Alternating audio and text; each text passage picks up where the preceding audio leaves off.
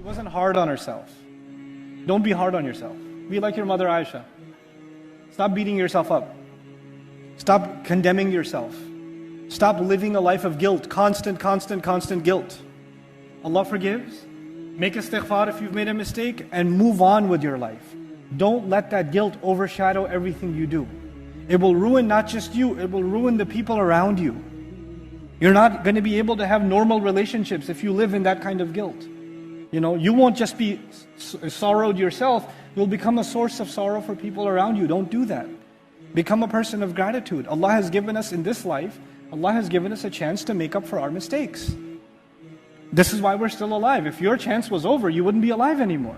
The fact that He gave you another breath, another chance, is because he still has the door open for you. He still has love and mercy for you. If He considered your case closed, then we'd be doing your janazah right now. That's just the fact of it.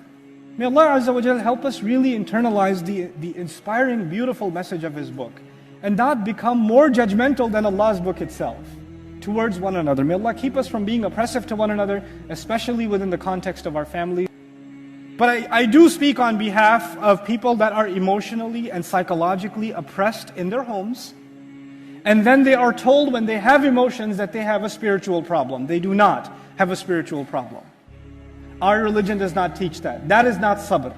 That is a false definition of sabr that has made its way into our conversations and has created a lot of oppression, in my opinion. It's just created a lot of oppression. And so every chance I get, I try to revitalize and share this message again, because it is something I feel that we need. It's okay for you to be sad. It's okay for you to be angry for legitimate reasons. It's okay for you to even have an outburst. You're not going to go to hell because you raised your voice. You're not. Relax. Don't be so hard on yourself. People around you are very quick to send you to hell. They're very quick to send you to hell. Allah will ask you about this, you have done da-da-da-da-da. Wow, really? Because the revelation came to you to let you know how her interrogation is going to go.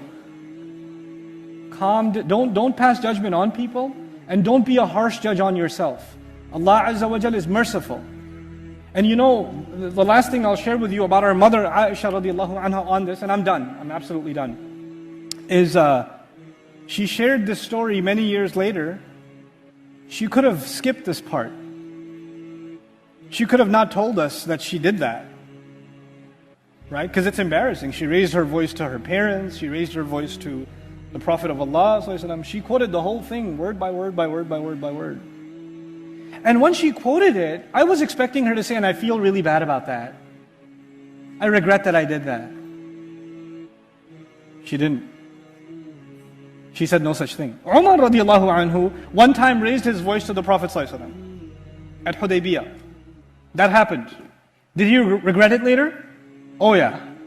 I mean, he literally said, somebody tell my mother her son is doomed. Her son is as good as dead. I mean, he was devastated. Our mother Aisha radiallahu anha is not devastated. Why not? And she has a very clear understanding of this deen. And she honors our messenger alayhi salatu wassalam, but she understands she did not cross a single line. She didn't do something wrong. As a matter of fact, to the contrary, she says, وَلَا شَأْنِي فِي نَفْسِي كَانَ أَحْقَرْ مِنْ أَنْ يَتَكَلَّمَ اللَّهُ فِيَّ بِأَمْرٍ يُتْلَى. She says, I used to think I wasn't worth Qur'an coming down for me. But it did. Which means I am worth it, basically, is what she's saying. That's how she spoke.